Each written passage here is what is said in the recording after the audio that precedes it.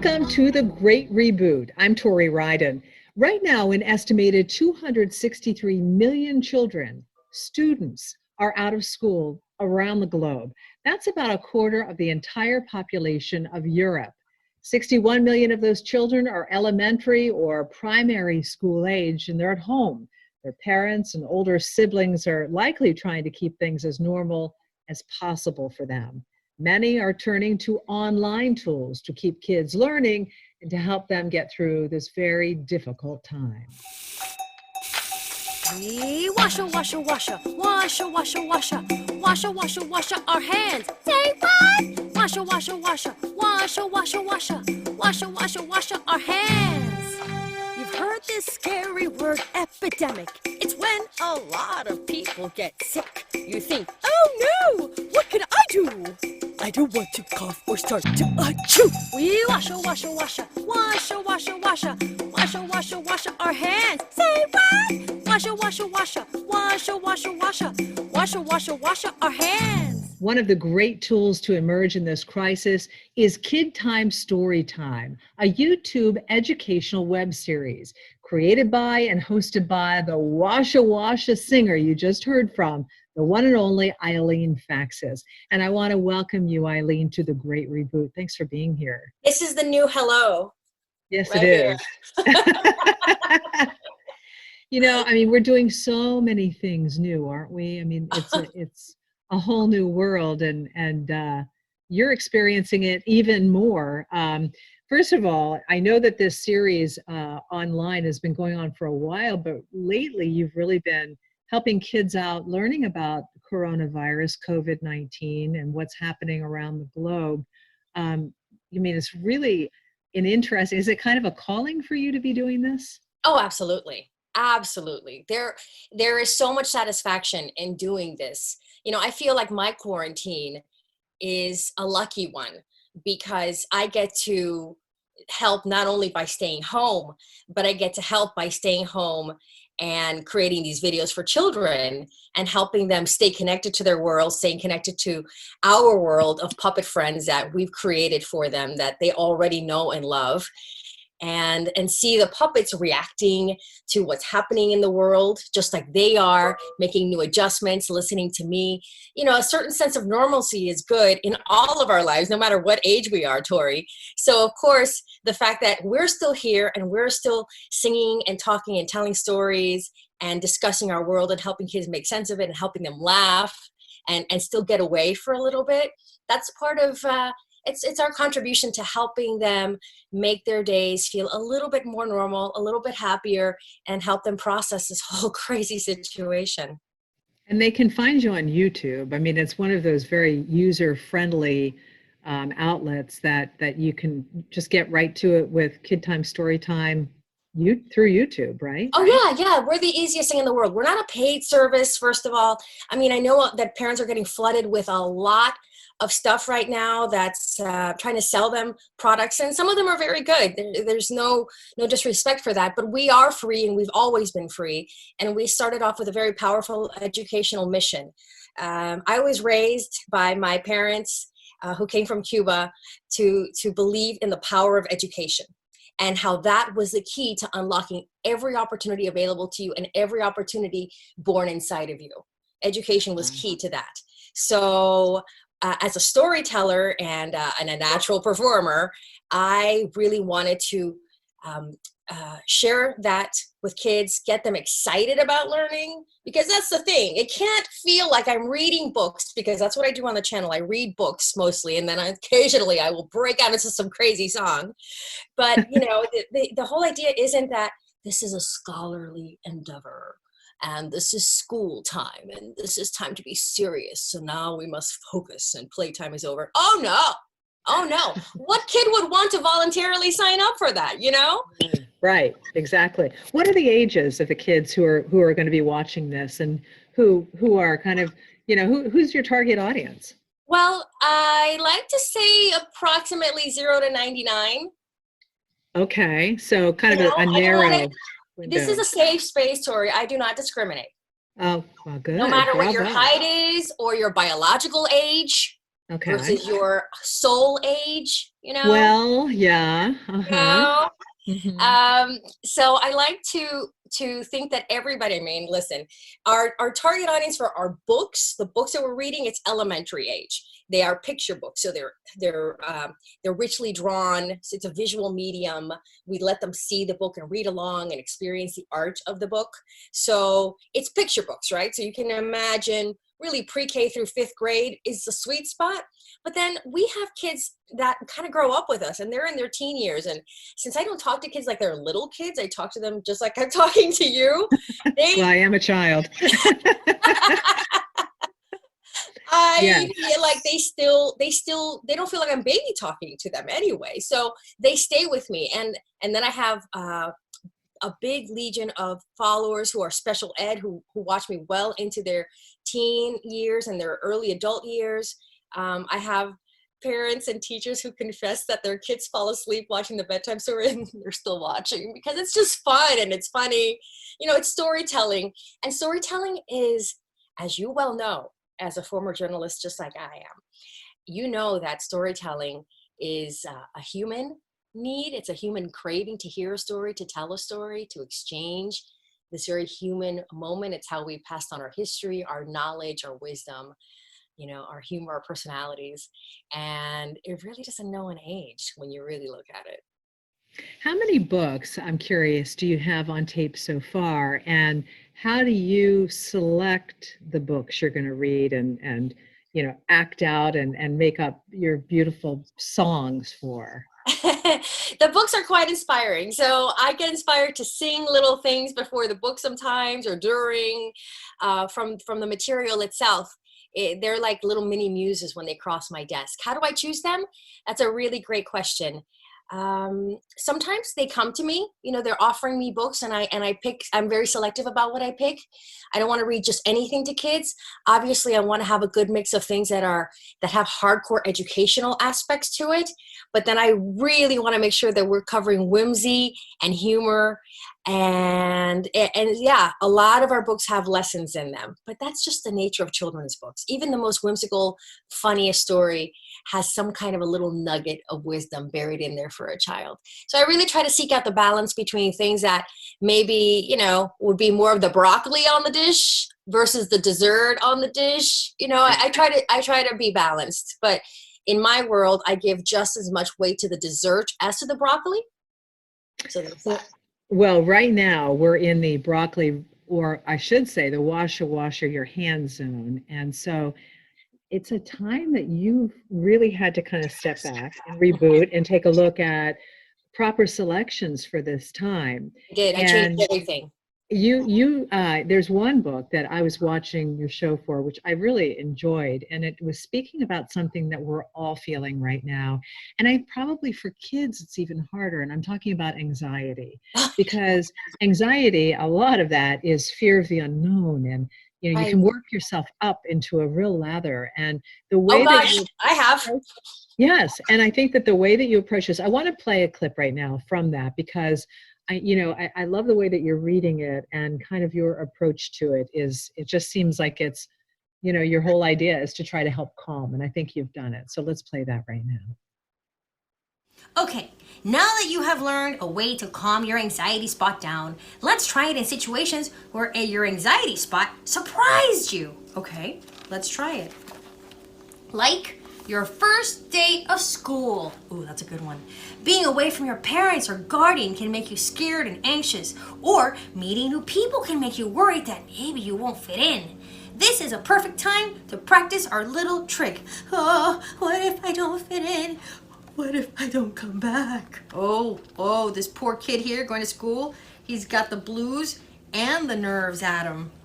From the tips of my finger to the middle of my palm, I can do this, I can be calm. This worry grew too big and cannot stay. Take a deep breath and blow it away. So Eileen, I have to say, I mean, I did feel a little bit calmer and comforted by that book, teaching kids how to use their hand and to pull down the actual anxiety and yeah, and find ways to compose, to breathe. If we're going through it, imagine how they are going through it. Yeah, and And I they guess feel, I'm wondering about that. Yeah, tell yeah, me I your mean, approach. you can shield a child as much as you can. And even if you don't have the news on, which I have on nonstop, but even if you can refrain from having the daily news on, they feel what you feel. They can sense. Children pick up all your feelings and your worries and your nerves, and they don't have the tools to even process it the way we can.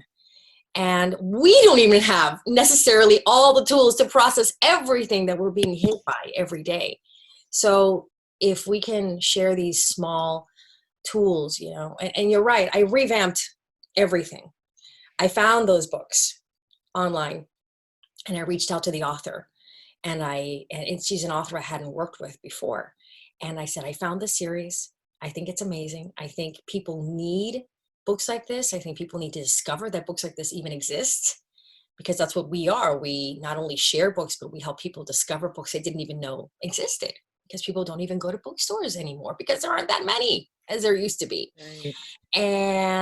And she immediately put a whole collection in the mail for us to read and share with the audience. So the anxiety book was, for me, the obvious first thing I had to read from her emotion series, which is what this is from. It's funny, but I found it just as comforting as you did. We all need a tool. And again, emotions are ageless. Anxiety doesn't know an age. And these tools work on humans, 0 to 99. They work on everybody. So if I can, be slightly discomforted, put a stop to my plans, and rework everything so that I can help the children in the way they need to be helped right now and help their parents in the process, then I'm doing the best thing I can possibly be doing on this planet right now. A lot of people are looking at different ways that they can kind of reinvent themselves, try to find, ways that they can actually move ahead and not just kind of sit and be crippled. And because it does seem we all are in this place of what can I do? And I'm wondering if you're hearing back from any parents. Oh my gosh, I am. I'm hearing from parents at getting and when the kids are really little, they're not on social media, for example. I'm on social media across all of them. So, and the parents are there. And they reach out to me that way a lot and let me know they love this book, or, this is the one that they won't stop watching, or the Washa Washa video. Oh my gosh, I can't get it out of my ear now. And I'm definitely hearing a lot from them, and how their puppet friends are helping them feel better through times like this. And oh gosh, Tori, last night I got an email via YouTube from a dad who's working right now because he's in the food industry, he said, so he has to go to work.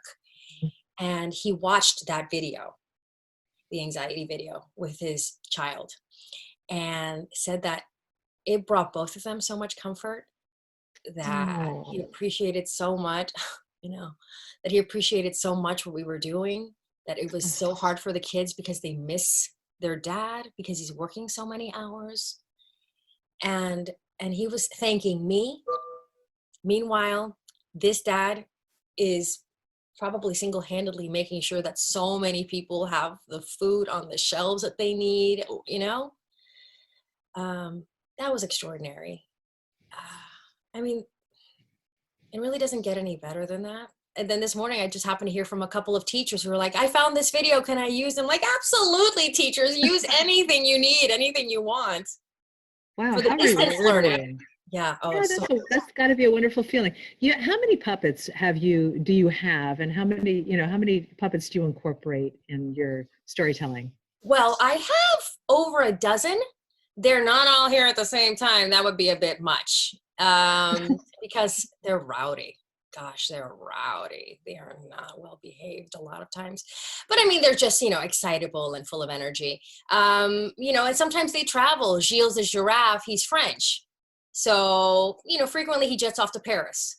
Although now he's been, stuck in here. So he's missing his croissants, and I have to hear all about that. Olivia the ostrich is originally from England. So I've had to be brewing up a lot of spots of tea for her to, make her feel not so homesick. But there's a lot of quarantining going on. The puppets are quarantined here with me too. And washing their paws and their hands and their beaks. Just like everybody else, they have to keep clean. So I found out something about you that I think it would be good to share. You mentioned that you were a journalist, which Yes. I know about that, and that you were also in the middle of a production, a musical stage production, Yeah.